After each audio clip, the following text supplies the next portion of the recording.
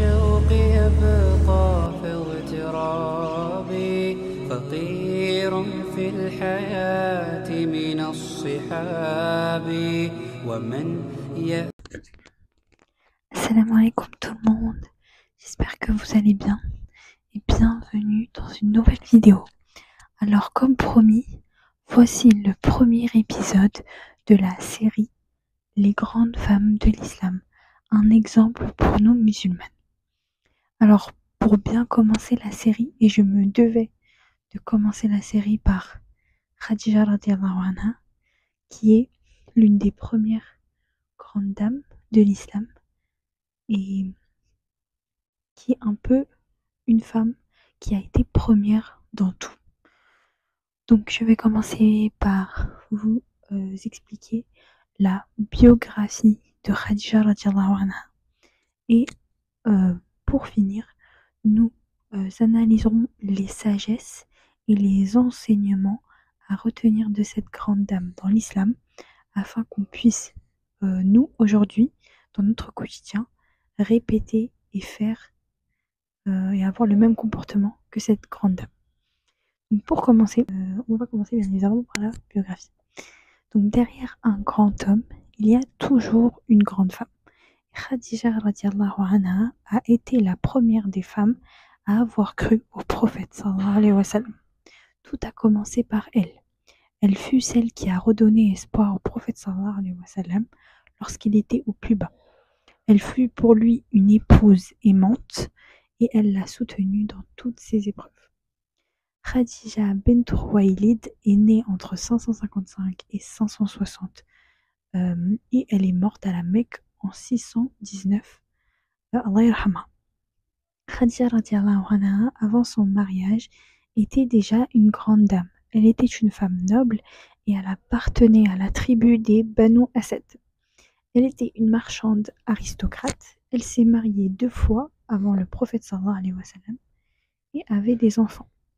Avant d'être la femme du prophète sallallahu alayhi wa sallam, Khadija était très convoitée car elle était d'une beauté exceptionnelle et d'un rang noble. On la surnommait la Tahira, la pure, signifiant qui est due notamment à son image de femme aimante et pieuse. Ainsi, avant même son mariage avec le prophète sallallahu alayhi wa sallam, elle a déjà acquis une réputation de grande dame. Khadija avait perdu espoir en le mariage et elle avait fait le vœu de ne plus se remarier. Mais les plans d'Allah étaient autres lorsqu'elle fit la rencontre de notre cher prophète sallallahu alayhi wa sallam. Alors elle le rencontra dans le cadre de son travail, car oui, Khadija radiallahu anha était une marchande. Elle l'engagea donc pour conduire son commerce caravanier vers la Syrie. Ainsi, elle va reconnaître en lui une sincérité et une sagesse. Malgré son jeune âge et le fait qu'il soit orphelin, elle décida alors de le demander en mariage. Elle le fit d'une manière très élégante. Elle avoua à son amie Nafisa bin Muniya son amour pour le prophète sallallahu alayhi wa sallam. Khadija décida alors de le demander en mariage. Dans un premier temps, elle hésita du fait de ses moyens modestes, mais Nafaïsa, sa chère amie, réussit à la convaincre. Ainsi, les oncles de part et d'autre se réunirent alors et la date du mariage entre le prophète sallallahu alayhi wa sallam et Khadija fut fixée. Puis le couple s'en alla vivre chez Abu Talib.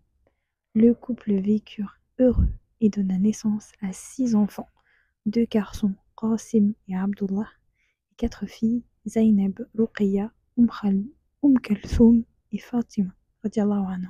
Ainsi, Khadija et Mohammed sallallahu alayhi wa sallam étaient un couple parfait. Ils se complétaient tellement et Khadija radiallahu anha a vu en le prophète tout ce qu'elle cherchait chez un homme, tous les critères qui étaient nécessaires pour elle. Khadija radiallahu anha ne fut pas seulement la première épouse du prophète sallallahu alayhi wa sallam, elle était aussi la première à le croire. Lorsque le prophète reçut la première révélation dans la grotte de Hira, il rentra chez lui apeuré et demanda qu'on le couvre. C'est à ce moment-là que Khadija radiallahu anha vient à son secours et l'accueille et le rassura. Elle lui rappelle son surnom, Siddiq, et le rappelle toutes ses belles qualités et lui indique notamment que Allah ne va jamais l'abandonner et lui montre un soutien inébranlable. Et elle lui assure qu'elle le croit et elle lui dit clairement qu'il n'est pas fou. Si Khadija radiallahu anha n'aurait pas été là avec ses belles paroles rassurantes à rappeler le prophète sallallahu alayhi wa sallam qu'Allah ne va jamais l'abandonner, l'islam n'aurait peut-être jamais existé. Khadija radiallahu anha a une confiance aveugle en son époux et elle l'écoute et le laisse s'exprimer à son aise. Le prophète sallallahu alayhi wa sallam, lorsqu'il était marié avec elle, il n'a eu aucune autre femme. Il avait un mariage monogame, dans une période où le mariage polygame était la normalité. Elle a fait de lui l'homme qu'il était par la suite. Or, devant son épouse, il était un homme vulnérable et confiant. Ses craintes et ses doutes, il les partageait à Khadija radiallahu anha. Et elle a même cru en lui avant même que lui ne croie en lui-même. Elle a cru en le message même avant le prophète subhanallah. Elle l'a cru en lui avant même de connaître le message qu'il allait transmettre. Le prophète sallallahu alayhi wa sallam le dit lui-même dans un hadith, elle a cru en moi alors que personne d'autre ne l'a fait. Elle a embrassé l'islam alors que les gens ne me croyaient pas. Et elle m'a aidé et réconforté quand il n'y avait personne d'autre pour me donner un coup de main. Elle était donc la définition même de Saliha, le caractère des femmes de l'islam. Elle est intègre, rassurante, réparatrice, restauratrice. Elle redonne la paix et valorise les choses. De plus, Khadija ne soutenait pas seulement son mari émotionnellement, elle le soutenait aussi financièrement. Elle travaillait bien et faisait beaucoup de profits. Avec ses richesses, elle a financé la prorogation du message de l'islam. Elle mit tous ses biens à disposition pour les musulmans lors des moments difficiles. Elle a donc été un soutien sans faille à la cause islamique et envers son époux, le prophète sallallahu alayhi wa sallam. Elle était un exemple de piété avant même le début de l'islam. De plus, Allah récompensera Khadija radiallahu anha pour toutes ses belles actions. L'ange Jibril a notamment dit au prophète sallallahu alayhi wa sallam, lorsque Khadija allait rentrer avec un plateau, quand elle l'apportera, salue-la de la part de son Rabb, dis-lui qu'Allah lui passe le salam et de ma part, à moi, et annonce-lui qu'elle aura au paradis une maison de perles où elle ne sera troublée par aucun bruit. Allah a spécialement passé le salam à Khadija radiallahu anha et il lui promit même une maison au paradis, une maison qui n'est pas ordinaire, une maison de perles, notamment due au fait que Khadija a sacrifié tous ses bijoux pour soutenir la cause de l'islam. On va passer maintenant à la seconde partie de la vidéo qui indique notamment le fait de réfléchir sur les différentes sagesses et enseignements à retenir de Khadija radiallahu anha. Premièrement, Khadija était une femme ambitieuse. Elle a préservé son image tout au long de sa vie et n'a pas eu peur de refuser des hommes qui étaient perçus comme importants à cette époque. En effet, Khadija radiallahu anha a refusé le mariage à des hommes comme Abu Sufyan ou encore Abu Jahl, l'ennemi du prophète sallallahu alayhi wa sallam.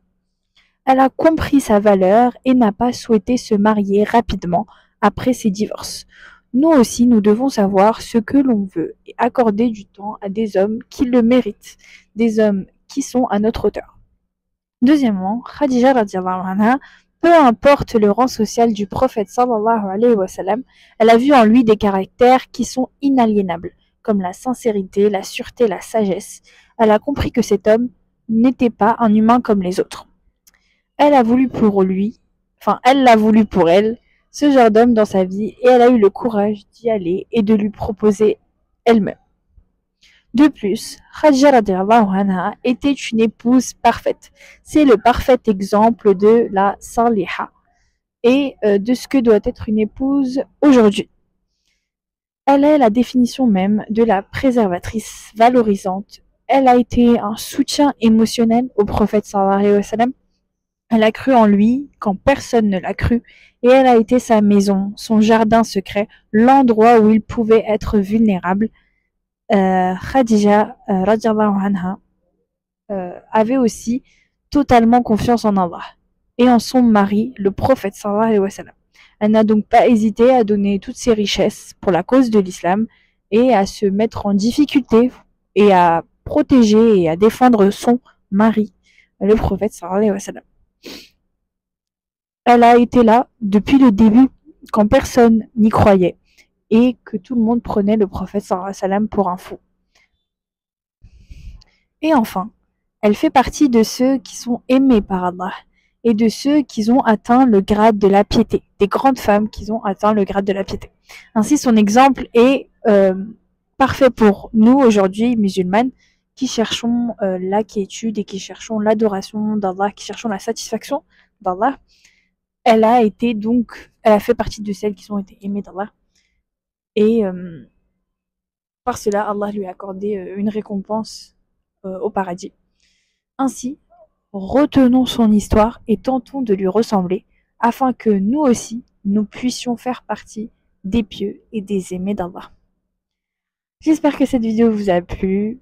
À la prochaine pour une nouvelle vidéo, Inch'Allah, et pour un nouvel épisode sur les grandes femmes de l'islam. N'hésitez pas à commenter si vous connaissez des autres aspects de l'histoire de Khadija radhiyallahu anha qui peuvent être intéressants à discuter. Likez la vidéo, abonnez-vous pour la suite de la série de Ramadan, et bon Ramadan à tous, qu'Allah vous préserve. À la semaine prochaine, Inch'Allah.